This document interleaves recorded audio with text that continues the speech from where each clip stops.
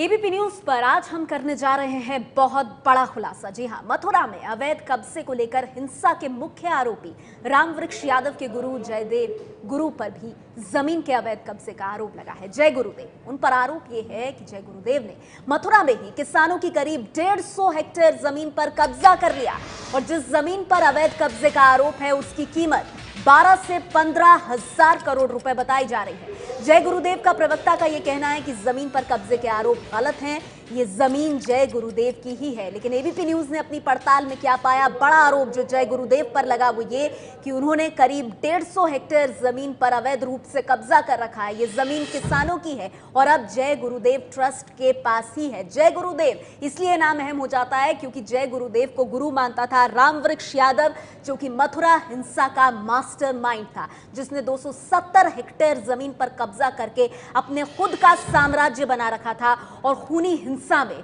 जिसकी मौत हो गई, उसके गुरु जयदेव के ऊपर भी यह बड़ा आरोप लगा है कि सालों से कई हेक्टेयर, कई करोड़ की जो संपत्ति है किसानों की, जय गुरुदेव ने उस जमीन पर कब्जा कर रखा है। दिल्ली से करीब 150 किलोमीटर दूर आगरा मथुरा हाईवे पर करीब 150 एकड़ में फैला यह मंदिर और आश्रम जाने माने आध्यात्मिक गुरु बाबा जय गुरुदेव का है। जय गुरुदेव तो अब जिंदा नहीं है, लेकिन उनके लाखों भक्त यहां पूजा के लिए आते हैं। ये वही जय गुरुदेव हैं जिनका खुद को शिष्य बताता था रामवृक्ष यादव। वही रामवृक्ष यादव जिसने मथुरा में 270 एकड़ जमीन पर कब्जा कर रखा था। शिष्य रामवृक्ष यादव की तरह उसके गुरु बाबा जय गुरुदेव पर लगा है जमीन कब्जा करने का गंभीर आरोप। रामवृक्ष यादव के गुरु ने जिस जमीन पर कब्जा किया, वहां जाने से पहले आपको बता दें कि बाबा जय गुरुदेव कौन थे। परम संत के नाम से पुकारे जाने वाले बाबा जय गुरुदेव 1952 से आध्यात्म का प्रचार प्रसार कर रहे थे। उनका नारा था, जय गुरुदेव सतयुग आएगा। दुनिया को सतयुग में कथित रूप से लाने के लिए उन्होंने करोड़ों लोगों को अपना शिष्य बनाया था। आइए आपको दिखाते हैं वो जगह जिस पर जय गुरुदेव और उनके लोगों ने कब्जा कर रखा है। दिल्ली से करीब 150 किलोमीटर दूर आगरा मथुरा हाईवे पर करीब 150 हेक्टेयर में फैला यह मंदिर और आश्रम जाने माने आध्यात्मिक गुरु बाबा जय गुरुदेव का है। जय गुरुदेव तो अब जिंदा नहीं है, लेकिन उनके लाखों भक्त यहां पूजा के लिए आते हैं।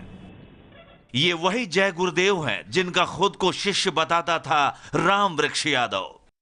वही रामवृक्ष यादव जिसने मथुरा में 270 एकड़ जमीन पर कब्जा कर रखा था।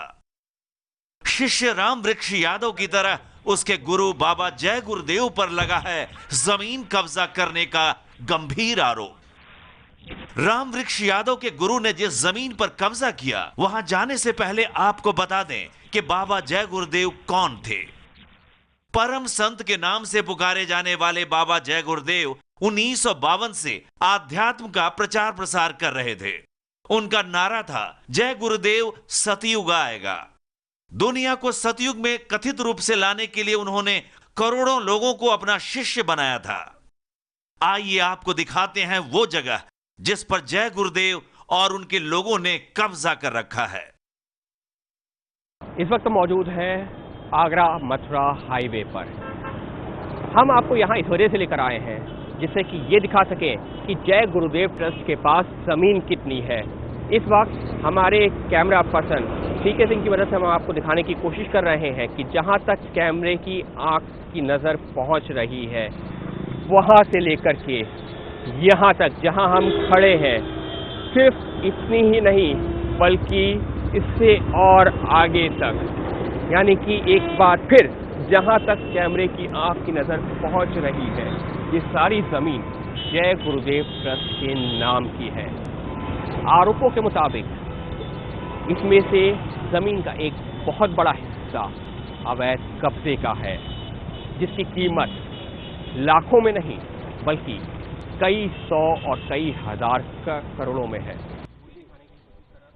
आरोप है कि 100 से 150 हेक्टेयर जमीन पर जय गुरुदेव ने कब्जा कर रखा है। इस जमीन की कीमत करीब 12 से 15 हजार करोड़ रुपए बताई जा रही है। किसानों का आरोप है कि जय गुरुदेव और उनके लोगों ने किसानों की जमीन के एक बड़े हिस्से पर कब्जा कर रखा है। किसानों का कहना है कि कभी वो इस जमीन के मालिक हुआ करते थे, आज वो यहाँ मजदूर बनकर काम करने को मजबूर हैं। वैसे तो जय गुरुदेव के देश भर में जगह जगह छोटे छोटे आश्रम बने हुए हैं, लेकिन मथुरा आगरा के बीच में, मथुरा से निकलने के बाद में जो ये आश्रम है जय गुरुदेव योग स्ट्रीट, इसको प्रमुख आश्रम माना जाता है। जय गुरुदेव ने अपना काफी वक्त यहाँ पर गुजारा है। ये आश्रम सैकड़ों एकड़ जमीन पर बना हुआ है।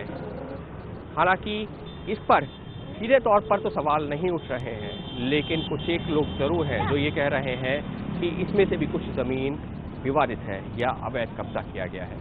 आइए अब आपको दिखाते हैं इस जमीन की पूरी कहानी। साल 1973 में उत्तर प्रदेश राज्य औद्योगिक विकास निगम यानी यूपीएसआईडीसी ने औद्योगिक विकास के नाम पर यहां किसानों की जमीन का अधिग्रहण किया था। जिस जमीन का अधिग्रहण हुआ उसमें बाबा जय गुरुदेव की जमीन भी थी। जमीन के अधिग्रहण के खिलाफ किसान और जय गुरुदेव दोनों अदालत गए। 1974 में इलाहाबाद हाईकोर्ट ने जमीन के इस अधिग्रहण को रद्द कर दिया। नियम के मुताबिक यूपीएसआईडीसी को यह जमीन किसान को वापस दे देनी चाहिए थी, लेकिन निगम ने जमीन किसान को नहीं सौंपा। जय गुरुदेव पर आरोप है कि उन्होंने ताकत के बल पर न सिर्फ अपनी जमीन पर कब्जा वापस ले लिया, बल्कि किसानों की जमीन पर भी उन्होंने कब्जा कर लिया। मथुरा में जय गुरुदेव के नाम है हजारों एकड़ जमीन, लेकिन उसको लेकर विवाद भी है। बहुत सारे किसान ऐसे हैं जो सालों से केस लड़ रहे हैं उस जमीन को वापस पाने के लिए, क्योंकि इनके मुताबिक वो जमीन इनकी है और उस पर जय गुरुदेव और उनकी संस्था ने किया था अवैध कब्जा, जो अभी तक है।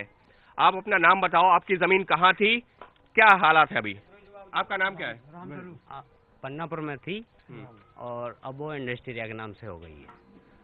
इंडस्ट्रियल एरिया के नाम है जमीन? हाँ। तो जय गुरुदेव के पास नहीं है? मतलब नाम उसके नहीं है, उसने तो कब्जा कर रखा है। अच्छा, जय गुरुदेव इंडस्ट्री एरिया का नाम है। कब इंडस्ट्रियल एरिया ने कब ये जमीन ली थी, क्या था? 873 को उन्होंने शुरुआत की। हाँ। 2774 में राज्यपाल के यहाँ से निरस्त हो गई। ठीक। 16/9/75 को हाई कोर्ट ने निरस्त कर दी। उसके बाद से और वैसे हम कर रहे थे अपने, लेकिन इसने 99 में हमको भगा दिया। किसने? जय गुरुदेव ने। हाँ। उससे बात हुई हमारी। हमने कही कि बाबा हमारी खेत कि तुम्हारे तो सरकार में चले गए, तुमने पैसा ले लिया, सरकार ने जगह ले ली। किसानों ने अब मथुरा की अदालत का दरवाजा खटखटाया। किसानों ने कोर्ट से आग्रह किया कि यूपीएसआईडीसी को किसानों की जमीन लौटाने का आदेश दिया जाए। 35 साल से यह मामला कोर्ट में लंबित है। किसानों का कहना है कि जब जय गुरुदेव ने अपनी जमीन वापस ले ली तो इन्हें कब्जे वाली जमीन क्यों नहीं लौटाई जा रही है? पन्नापुर में जमीन थी। हाँ। जय गुरुदेव ने कब्जा किया है और उसने का नाम है कानपुर से हमें लिख के दे दिया। वो कागज तुमको दिखाया होगा, वो लिख के दे दिया, पर जमीन हमें वापस अभी तक ना हुई। अभी तक जमीन वापस ना हुई और हम तारीख पे बाकायदा से चल रहे हैं और अभी तक केस चल रहा हमारा। जमीन किसके कब्जे में? अभी आप अपनी जमीन देखते हो, कहाँ है वो? बिल्कुल बता देंगे हम। हाँ, कहाँ है? हाँ, पन्नापुर में। हाँ, पन्नापुर में कहाँ है अभी वो? उस पर क्या है? आपकी जमीन खाली पड़ी हुई कुछ नहीं है, डंडा खींच के नहीं है और वो तो उसमें खेती करता है। कौन? जय गुरुदेव। जय गुरुदेव ने खेती करता है। तो आप लोगों ने बोला नहीं कि जमीन खाली कर दो? हम वो तो ये कह देता है कि तुम्हारी जमीन तो गई और तुम्हारे हमने तो है सर इंडस्ट्री एरिया चली नहीं है, गई दो। इंडस्ट्रियल एरिया में आप लोगों ने बात किया, क्या बोल रहे हैं वो? इंडस्ट्री वाले ने तो लिख के दे दिया मैं। हाँ। कानपुर से। हाँ, वो आपने पढ़ा होगा। उन्होंने कहा कि ये जमीन हमारे पास नहीं है। हाँ, ये जमीन जो है खाली हो गई। तो तुम्हारी है, तुम्हारी जमीन हमने ली नहीं है। हाँ, तुम्हारी जमीन ली ही नहीं है। हाँ। किसानों का कहना है कि इलाहाबाद हाईकोर्ट के आदेश के बाद जब वो अपनी जमीन पर कब्जा वापस लेने गए तो जय गुरुदेव के लोगों ने उनके साथ मारपीट की और उन्हें वहां से भगा दिया। किसानों का कहना है कि जय गुरुदेव ने खुद कहा कि बाजार भाव का 50% पैसा लेकर जमीन छोड़ दो। पिताजी का नाम मंगल सिंह है। हाँ। पिताजी का नाम मंगल सिंह है। वो खत्म हो चुके हैं। हम जो है बच्चे थे उस समय, 40 साल है उनके लिए जमीन दागे। जय गुरुदेव बाबा है। टंकी के पास में जमीन है, इन्हें साहब मार पीट के वहाँ से भगा दिए। हम भी एक बार 2 बार और भी गए, प्रधान वगैरह लेके गए, इन्होंने कोई सहायता नहीं करी हमारी कि आपकी कोई जमीन नहीं है, क्योंकि इनके लोग इतने हैं कि हमारी इनके सामने पार नहीं पड़ती है। हम अपनी जान बचा के भागे हैं। आपकी जमीन पहले यूपीएसआईडीसी ने ली थी, उसके बाद में उसका जो उसने अधिग्रहण किया था वो निरस्त हो गया। उसके बाद में आपने अपनी जमीन पर कब्जा क्यों नहीं किया? क्या करने देते नहीं है साहब, गए बॉन्ड कर रहा कि उन्होंने अंदर घुसन देना है। शासन प्रशासन उनका, शासन प्रशासन हमारी सुनाई करता है। शासन प्रशासन के पास पहुंचे, उन्होंने कोई सुनाई नहीं करी हमारी। 1999 में भी किसानों ने मथुरा प्रशासन से मदद मांगी।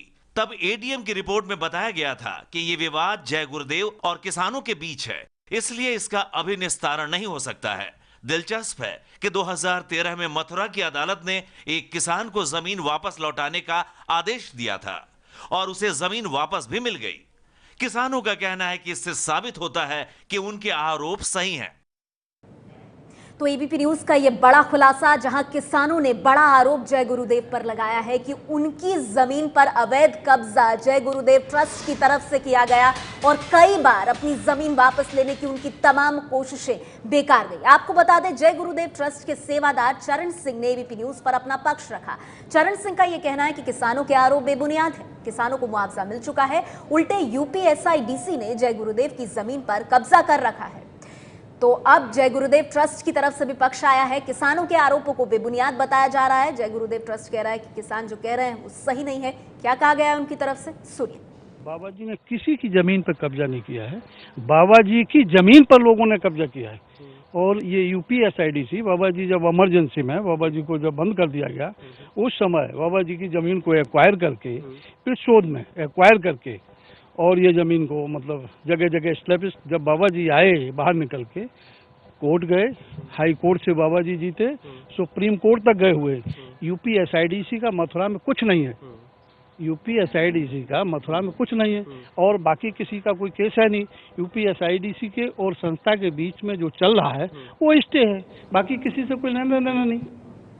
तो सवाल यह है कि फिर क्या किसान झूठ बोल रहे हैं? वो किसान जो ये कह रहे हैं कि 1974 के कोर्ट के फैसले के बाद जब जय गुरुदेव ने अपनी जमीन वापस ली तो किसानों को उनकी जमीन वापस क्यों नहीं की जा रही? और 1974 से लेकर अब तक उत्तर प्रदेश में तकरीबन हर पार्टी की सरकार रही है। इसीलिए आज का सवाल, गुरु चेले के पाप में क्या सब भागीदार हैं? इस पर हम करेंगे चर्चा। बड़ा खुलासा एबीपी न्यूज पर आपने देखा। हमारे साथ खास मेहमान जुड़ गए हैं। बीएसपी से सुधींद्र भदौरिया जी हमारे साथ हैं। इसके अलावा पंखुड़ी पाठक समाजवादी पार्टी की प्रवक्ता हमारे साथ हैं। शाजिया इल्मी बीजेपी से प्रवक्ता हमारे साथ मौजूद हैं। कांग्रेस पार्टी से अखिलेश प्रताप सिंह, जय गुरुदेव ट्रस्ट के जो प्रवक्ता हैं चंद्र सिंह साहब, वो भी हमारे साथ मौजूद हैं। आप टेलीविजन स्क्रीन पर उन्हें देख सकते हो। और इसके साथ ही स्टूडियो में वरिष्ठ पत्रकार राज किशोर जी भी मौजूद हैं। ब्रेक के बाद यही होगा अहम सवाल, मथुरा हिंसा का मास्टरमाइंड रामवृक्ष यादव, उनके गुरु जय गुरुदेव जिन पर लगा है अवैध तरह से जमीन कब्जा करने का आरोप, क्या गुरु चेले के पाप में सभी भागीदार? एक छोटा सा ब्रेक, फौरन हाजिर।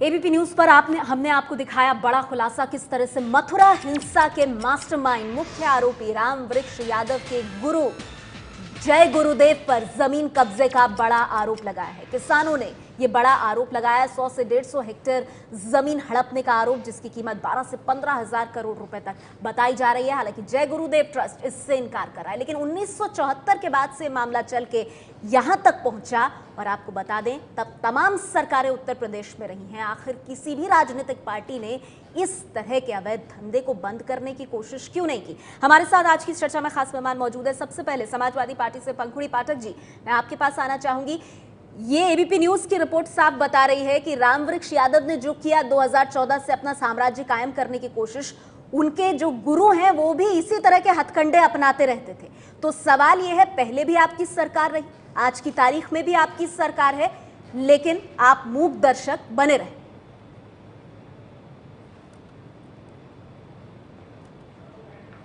देखिए, आपने अभी आपकी रिपोर्ट में बताया कि 1974 से ये चला आ रहा है। जितने भी जो भी ये एलिगेशन लग रहे हैं किसानों के द्वारा, जो कह रहे हैं कि अवैध इस तरह से उनके लैंड ग्रैबिंग हुई है, तो ये कई सालों से ये चलता आया है और ऐसा नहीं है कि 2014 से इसकी शुरुआत हुई है। जय गुरुदेव जो थे उनकी मृत्यु 2012 में हुई और उस समय हमारी सरकार उस समय आई थी। उससे पहले का जितने भी एलिगेशंस हैं उसके लिए बसपा को, भाजपा को, कांग्रेस को, सबको जवाब देना पड़ेगा। इतने सालों से वहां पे सारे पार्टियों की सरकार रही। ठीक है। और जहां तक कि राम वृक्ष की बात है, उनको परमिशन दी गई थी क्योंकि दिल्ली में उन्हें रोका गया था, तो उनको वहां पे कुछ समय के लिए रुकने की परमिशन दी गई थी, जिसके बाद उन्होंने भारी मात्रा में वहां पे बहुत सारे भारी संख्या में औरतें, बच्चे, इस तरह से उन्होंने इकट्ठे करके इतने लोगों को इकट्ठा कर लिया। अखिलेश यादव की सरकार क्या कर रही थी तब? के लिए और प्रशासन 2003 से 2007 के बीच भी समाजवादी पार्टी की सरकार थी। मैं आपको जानकारी दे दूं, और अभी भी जिस तरह से बीचों बीच एक पार्क को अपने साम्राज्य में तब्दील कर दिया गया। 40 रिपोर्ट अखिलेश सरकार को भेजी गई इंटेलिजेंस की तरफ से, जिसमें मांग की गई कि क्या क्या सामग्री चाहिए वहां पर डिस्ट्रिक्ट अथॉरिटीज को लड़ने के लिए ऐसे लोगों से, उस पर कोई जवाब नहीं दिया गया। तो आपकी सरकार क्या कर रही थी? क्या आप संरक्षण प्रदान कर रहे थे रामवृक्ष यादव को कि वो अपना ये साम्राज्य बढ़ाता रहे?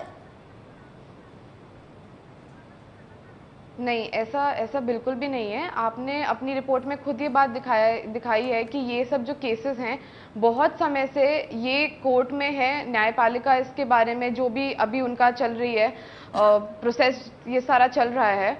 तो इसमें तो कोर्ट्स को भी हमें देखना पड़ेगा कि इतने समय तक ये क्यों, ये सब चीजों का अभी तक कोई सोल्यूशन क्यों नहीं निकला, इस पे कोई वर्डिक्ट क्यों नहीं आया। आप सरकार में रहकर आप मुझे ये नहीं बता पा रहे हैं कि उन इंटेलिजेंस रिपोर्ट्स का आपने क्या किया मैम, जिन इंटेलिजेंस रिपोर्ट में आपको पहले से आगाह किया गया था कि वहां पर इस तरह के काम हो रहे हैं, शॉर्ट मोबाइल वीडियो क्लिपिंग्स बनाकर भेजी गई। मेरे साथ बीएसपी से सुधींद्र भदौरिया जी इस चर्चा में जुड़ गए हैं। सुधींद्र भदौरिया साहब, पंकुड़ी पाठक ये कह रही हैं कि हम तो 2014 से सत्ता में आए, ये पूरा मामला 1974 से चल रहा है और तब मायावती की सरकार भी रही है बीच में। आपको भी नहीं दिखाई दिया क्या जय गुरुदेव ट्रस्ट कर रहा था?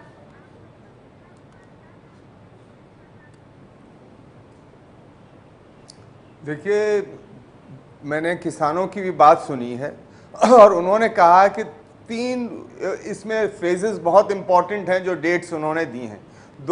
एक तो 1974 और दूसरा 1999 और दूसरा 1912 के बाद और 14 के आसपास का ये फेज। उस समय उत्तर प्रदेश के अंदर 1974 में श्री हेमवती नंदन बहुगुणा मुख्यमंत्री थे, उसके बाद श्री नारायण दत्त तिवारी मुख्यमंत्री बने और 1999 के वक्त बीजेपी की सरकार थी और फिर ये 2012 से 14, आप 2012 में आप देखिए जब बाबा जय गुरुदेव का निधन होता है उस समय मुलायम सिंह जी का पूरा परिवार, स्वयं मुलायम सिंह जी, श्री अखिलेश यादव जी, श्री शिवपाल सिंह यादव जी, श्री राम गोपाल यादव जी, ये सब लोग वहां पर जाते हैं और वहां इस तरह से उस पूरे हिस्सा लेते हैं जैसे कि कोई महान स्वतंत्रता सेनानी, कोई एक महान राष्ट्रभक्त उसका निधन हो गया हो। मैं कहना ये चाहता हूं कि इटावा के पास के रहने वाले श्री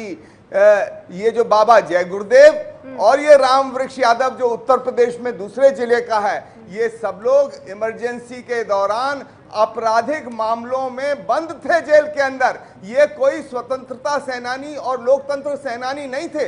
श्री मुलायम सिंह यादव जी की सरकार ने इन लोगों को लोकतंत्र सेनानी का पद भी दिया और इन लोकतंत्र सेनानियों ने इस लोकतंत्र का संविधान उसको समाप्त करने की बात की।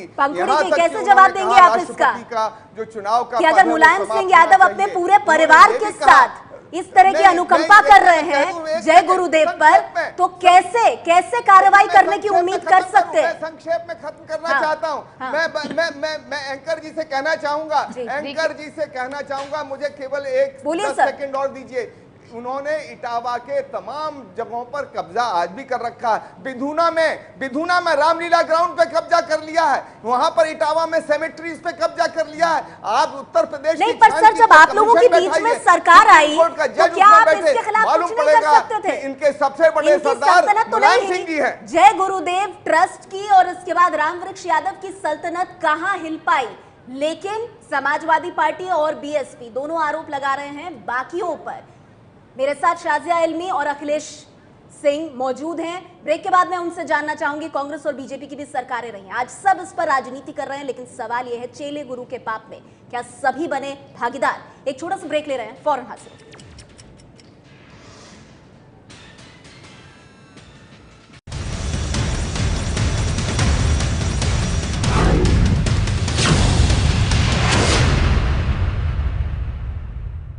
कई सालों से ये चलता आया है और ऐसा नहीं है कि 2014 से इसकी शुरुआत हुई है।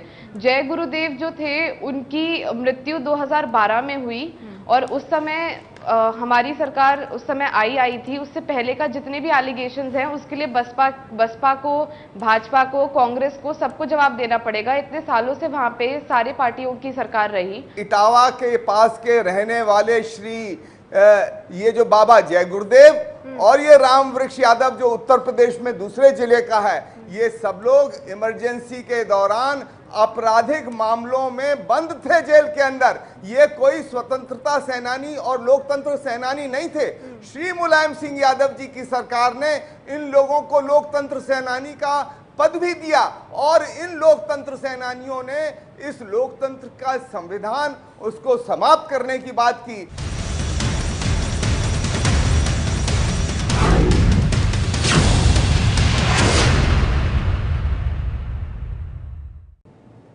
एबीपी न्यूज ने किया है बड़ा खुलासा जय गुरुदेव को लेकर और साथ ही हम ये चर्चा कर रहे हैं कि गुरु चेले के गोरख धंधे में क्या सभी पार्टियां भागीदार। हमारे साथ शाजिया इल्मी बीजेपी से मौजूद है। शाजिया, ये सवाल बीएसपी भी उठा रही है और समाजवादी पार्टी जिनकी वर्तमान में सरकार है वो भी ये सवाल उठा रहे हैं कि बीजेपी की सरकार भी रही है अतीत में और 1999 में जब बाकायदा किसानों ने मथुरा प्रशासन से मदद मांगी थी तब ये कहा गया था एसडीएम की तरफ से कि इस मामले में फिलहाल कुछ नहीं किया जा सकता। ये मामला जो है ये जय गुरुदेव और किसानों के बीच का है। आपको लगता है बीजेपी ने भी दूसरी ओर मुंह कर लिया जिस वक्त ये सब चल रहा था?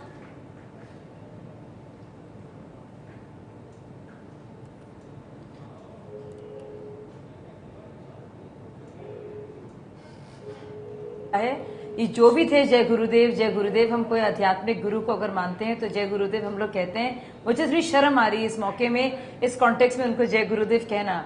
बहरहाल जितना भी बड़ा कोई गुरु हो, जितने भी उसके शागिर्द हों, जितने भी उसके मानने वाले हों, चाहार बाग में बाकायदा लोगों की मौतें हुई, एसपी मारा गया, एसओ मारा गया, असला और बारूद पकड़ा गया, तो मुझे लगता नहीं है वो कितने बड़े भी राज गुरु रहे हों या उनकी बहुत फॉलोइंग रही हो या मुलायम जी उनके घर कई बार गए हों, उससे इस बात का लेना नहीं है। सवाल इस वक्त ये है कि प्रशासन की आंखों में ये इतने बड़े लोग हैं और कि उनको जो राजनीतिक संरक्षण मिला है उसके वजह से जो पुलिस कर्मी है वो घबराते हैं। तो ये डीलिंग करना हर एक सरकार के लिए, हर एक, मैं सिर्फ बसपा या सपा की बात नहीं कर रही हूँ, मैं भाजपा और कांग्रेस के लिए भी उतना कहना चाह रही हूँ क्योंकि बहुत सारे हैं हमारे देश में इस तरह के राजगुरु और हर जगह यही कहानी है और हर जगह इस डर से कि उनकी बहुत बड़ी फॉलोइंग है ये नहीं होगा। इसीलिए जरूरी है कम से कम जो पुलिस अधिकारी हो, चाहे एसओ से लेकर एसपी से लेकर एसएसपी से लेकर आईजी डीआईजी तक क्लैरिटी हो इस बात की कि जितने भी क्लोज हों हमारे चीफ मिनिस्टर साहब या उनके बेटे या उनके भाई बंधु, जो गलत है वो गलत है, जो अवैध है वो अवैध है। हमें इस डिबेट में नहीं जाना चाहिए कि जय गुरुदेव क्या थे और उन्होंने इमरजेंसी में उनका क्या रोल रहा। लेकिन आप राजनीतिक संरक्षण की बड़ी बात कर रही हैं शाजिया, ठीक है। कांग्रेस पार्टी से अखिलेश प्रताप सिंह मेरे साथ है। अखिलेश जी, आप भी उसी तरह से बात मानेंगे इस बात को जिस तरह से शाजिया मान रही है कि पुलिस के भी तो हाथ बंद गए हैं। अब अगर जो भी राजनीतिक पार्टी हो, जब आप सत्ता में आते हैं और राजनीतिक संरक्षण प्रदान करते हैं तो फिर ऐसे में पुलिस और जो लोकल वहां की यूनिट है उसके भी हाथ बंद जाते हैं, वो कुछ नहीं कर सकती। और यहाँ पर कांग्रेस पार्टी पर भी सवाल उठेगा क्योंकि 74 से मामला चल रहा है सर, और कांग्रेस पार्टी की भी सरकार रही है। सर एक मिनट, अखिलेश जी से जवाब लूं फिर आपके पास आऊंगी। जी अखिलेश जी, मैं आपसे निवेदन करके कुछ कहना चाहूंगा। आती हूँ सर, एक मिनट। हाँ। 2-3 सवाल आपने खड़ा किया है, थोड़ा समय दीजिए, मैं अब डिटेल आपको समझा दे रहा हूँ। पहली बात ये कि 74 से 71 से जब से भी किसी को भी, चाहे बाबा जय गुरुदेव जी हो या कोई अन्य व्यक्ति हो, किसी को अगर जमीन मिली है, कितनी मिली है, कैसे मिली है, तो वो खसरे में अंतिम खाने में, खतौनी जिसको बोलते हैं, अंतिम खाने में वो लिखा होता है बाबा जय गुरुदेव जी ने वो जमीन दान से पाई, सरकार से पाई या खरीदी। वो मजिस्ट्रेट का ऑर्डर लिखा रहता है कि ये जमीन इस ऑर्डर से, इस दिन, इस कारण से इनके नाम चढ़ी है। उससे पता लग जाएगा इनकी कितनी जमीन थी, इसको प्राप्त कैसे इन्होंने किया। दूसरी बात, जो आपने सवाल किया कि वो जो बाबा अभी जो रामबाग वाले थे, रामवृक्ष यादव जी, वो वहां पे आए, रहने लगे और कोर्ट, सरकार ने संज्ञान न लिया, स्थानीय प्रशासन ने, कोर्ट के कहने पे खाली कराने की बात चलती रही। इन बिटवीन उनकी तादाद बढ़ती गई, जिलों से भी लोग आते गए, रुकते गए। और तीसरी बात, ये तो हुई जमीन को कब्जा करने या अधिकार जमाने या बैठ जाने की बात। ऐसे लोगों को जमीनें सरकार भी कौड़ी के भाव दे देती है। यही मथुरा वृंदावन में 1 रुपए पे 17 हेक्टेयर जमीन साध्वी रितंबरा जी को बीजेपी के चीफ मिनिस्टरों ने दी। किस पर्पज पे दी, किस मोटो पे दी, कितनी आज उनके पास है और वो क्या उस मोटो को पूरा कर रहे हैं? बाबा रामदेव जी ने ली। सरकारें दो तरीके क्या वो सरकारें नहीं देखेंगे एक तो कि जो सरकारी जमीन है उस पर किस तरह से गुरु और बाबा अवैध कब्जा कर रहे हैं? राजकिशोर, अगर हर पार्टी कहेगी ये होना चाहिए, ये होना चाहिए, तो सवाल ये सरकारें तो सबकी रही है ना यूपी में। ये मामला आजकल का नहीं है, ये 74 से चल रहा है। ठीक है सर। पूरे गुजरात में 1 रुपए पे 1 रुपए एकड़ पे टॉफी की तरह से बांट दिया मोदी जी ने। यहाँ भी कुछ ऐसा है? मैं राजकिशोर जी से जरा जानकारी ले लूं इस पर। फिर मेरे साथ जय गुरुदेव ट्रस्ट के चरण सिंह मौजूद है, उनका पक्ष आना भी जरूरी है सर। दरअसल 1 रुपए लीज वाली बात तो यहाँ पर भी सामने आई है ना राजकिशोर जी? बिल्कुल, जो 1 रुपए वाली बात अखिलेश जी कह रहे हैं, वो उन्होंने एक भारतीय जनता पार्टी की तरफ से बात की। तो लेकिन इस मामले में भी जहां पर लाशें गिरी हैं, खून बहा है, वहां पर भी अगर आप देखें तो रामवृक्ष यादव को भी वहां देने की बात थी। जिस जवाहर बाग पे कब्जा था, ये सबसे बड़ा पार्क है और यहाँ पे बहुत फल कीमती, मतलब बेशकीमती पार्क, बेशकीमती फल यहाँ से निकलते रहे हैं। और वो 1 रुपए पे पूरा 99 साल की लीज पे देने की इसकी भी तैयारी हो गई थी। लेकिन वो तो आपको पता ही है कि किस तरीके से वहां बार एसोसिएशन के अध्यक्ष गए और हाई कोर्ट का आदेश आया, उसके बाद उस पर अमल नहीं होता है और तहसील में जाकर बार बार हंगामा, वहां असलहों का मिलना। लेकिन जो बात खबर का मूल है कि कैसे जय गुरुदेव ट्रस्ट बना जिस तरीके की जमीन पे, ये कहानी शुरू वहीं से होती है। क्योंकि जिस तरीके से कब्जा वहां हुआ था, वही प्रक्रिया लगभग यहां पर भी अपनाई जा रही थी। क्या हुआ कि जब ये जय गुरुदेव नहीं रहे तो उसके बाद आपको मालूम है कि 3 यहां पर दावेदार थे। उनमें से जो पंकज बाबा वहां पर बन गए हैं इस समय, जो गद्दी नशी है वहां पर, रामवृक्ष भी वहां पर जो है उसके दावेदार थे। तो एक तरीके से देखा जाए तो जब वो यात्रा लेकर आ रहे थे, आना तो उनको दिल्ली था, लेकिन मथुरा में ही वो रुक गए और जी डेरा जमाया और 28 महीने। और इतना ही नहीं, जिस तरीके वाले शहीद भी होते, असलहे कौन से मिले। मेरे साथ जय गुरुदेव आश्रम के चरण सिंह मौजूद है। चरण सिंह साहब, बीएसपी से सुधींद्र भदौरिया जी तो ये भी कह रहे हैं कि जो अपराधी थे उनको स्वतंत्रता सेनानी का दर्जा दे दिया, और फिर जिन्होंने दर्जा दिया उनकी सरकार, तो फिर कौन बाल बांका करेगा?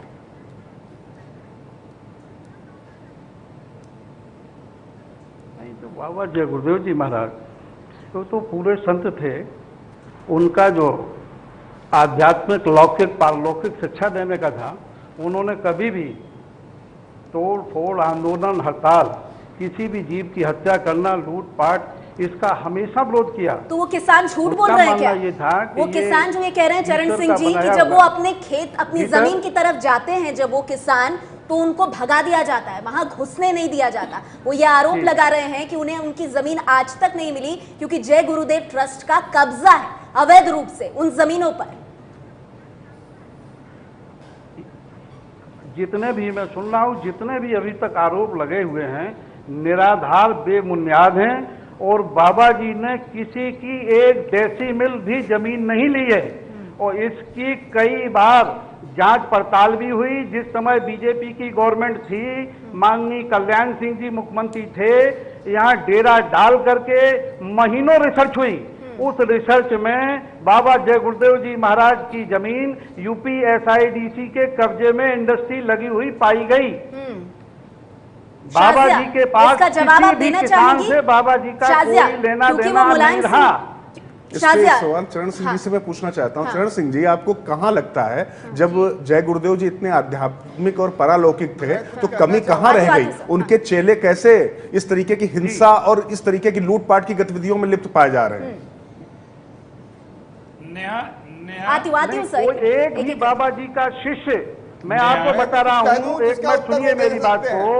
राम वृक्ष यादव, आप सुनिएगा, राम वृक्ष यादव कभी बाबा जी का शिष्य नहीं रहा। राम वृक्ष यादव को हम लोगों ने जब जाना 2011 में, जब बीएसपी गवर्नमेंट थी, ये अपना 10-15 गाड़ियों का काफिला लेकर जब हमारे पेट्रोल पंप संस्था का जो पेट्रोल पंप NH2 पर है आकर के रुका और वहां कहा कि 1 रुपए में 40 लीटर पेट्रोल और 60 लीटर डीजल इसमें भरिएगा। अगर नहीं भरोगे, सुनिए आप, इसी तरह अगर आप नहीं भरेंगे तो हम आपको देख लेंगे। मैं उत्तर देता हूं इसका। देखिए ऐसा है, देखिए मैं ऐसा है 2011 में मेरी बात सरकार हमारी इसके खिलाफ अपराधी चाहे हमारे मध्य वहाँ प्रदेश से आए हमारा वहाँ या सेवक कहीं था। अन्य आप जगहों से सुनिएगा आए। मेरी बात को। मुझे कहने दीजिए, आपने अब आरोप लगाया है तो सुनिए सुनिए सुनिए। अब वो हमने तो नहीं भेजा था, हमारे पार्टी का सदस्य तो नहीं था, पर मैं ये जरूर कहना चाहूंगा कि ये राम वृक्ष यादव और श्री बाबा जय गुरुदेव इनके बारे में इतने आरोप नहीं है, इनके जीवन के बारे में इटावा आप जाइए, इटावा जाइए, आपको वहां मिलेंगे इनके आपराधिक चरित्र के बारे में, इनके तमाम और जीवन के बारे में, क्या क्या ये किस तरह के शोषण करते रहे हैं। और मैं चाहता हूँ एबीपी न्यूज़ से इसको यहाँ पर पकड़िए, इसको तार्किक पढ़ने इस पर चर्चा को आगे बढ़ाएंगे, लेकिन आगे बढ़ने से पहले आपको ये भी याद दिला दें, शाम 5 बजे जरूर देखिएगा आप 24 घंटे 24 रिपोर्टर।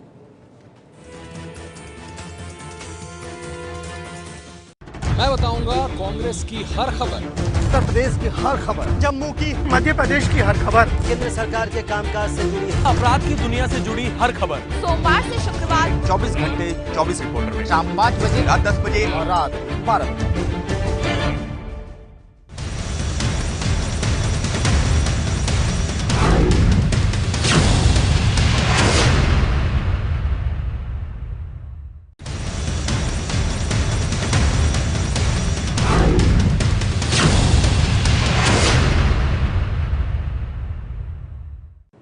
चर्चा जारी है हमारी, और इस चर्चा के आखिरी चरण में शाजिया, मैं आपसे जानना चाहूंगी, बीएसपी प्रमुख मायावती ने बीजेपी को निशाने पर लेते हुए कहा है कि मथुरा हिंसक कांड के मामले में बीजेपी नाटकबाजी बंद करे, केंद्र की सरकार कोरी बयानबाजी बंद करे और उत्तर प्रदेश की समाजवादी पार्टी सरकार के खिलाफ उचित कार्रवाई करे। क्या कहेंगी आप?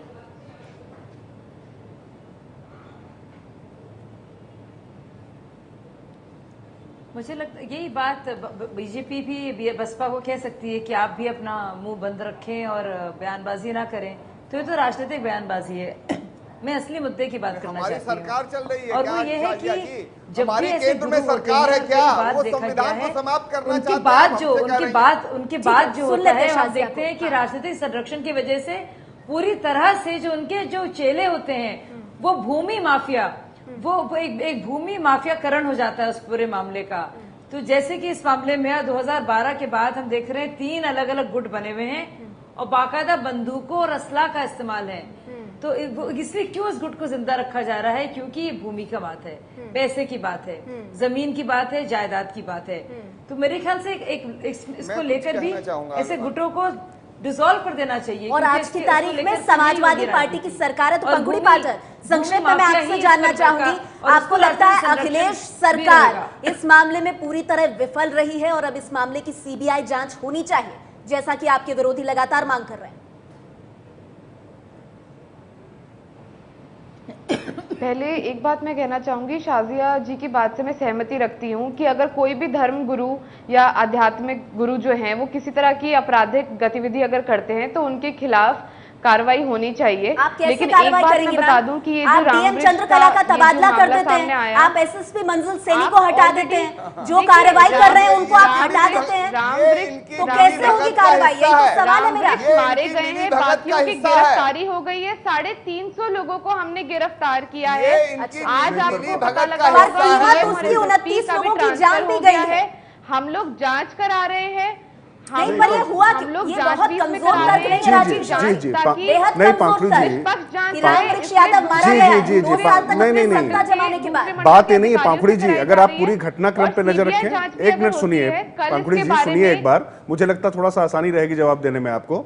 आप ये बताइए ना कि जब वहां पर पुलिस को आपका एसपी और एक एसएचओ को जब घसीट लिया गया था, वहां मारा जा रहा था, उस समय तक भी पुलिस को फायरिंग के आदेश नहीं दिए गए। वो तो पीएससी और आरएएफ थी जिसने वहां पर जाकर खाली कराया और मोर्चा संभाला डीएम के आदेश पे। एसएसपी ने उस समय तक आदेश नहीं दिए, तो किसकी सह पर इसके लिए जिम्मेदार कौन है? आज आप तबादला कर रहे हैं तो मैं आपको बता रही हूँ, निरीक्षण के लिए वो लोग वहां पर गए थे और उस समय देखिए, अब ये तो इंक्वायरी के बाद पता चलेगा, लेकिन टीवी चैनल पे ही जो लोकल्स के इंटरव्यू दिए जा रहे हैं, संरक्षण यहाँ पर साफ तौर पर काम कर रहा है। जो आप यहाँ पर तथ्यों पे ये बात बोलेंगे, आप कैसे आपके तथ्यों पे ये बात कह रहे हैं? पंकुड़ी जी, वही तथ्य आपको बाकी पार्टियां देंगी। अखिलेश जी, मेरे पास वक्त कम है। अखिलेश जी, मैं चाहूंगी आप इस बात का जवाब दें, क्या समाजवादी पार्टी के नेताओं का संरक्षण है जिसके 28 साल तक ये साम्राज्य चलता रहा? कोई काम कि नहीं वो मेरा एबीपी न्यूज से निवेदन है,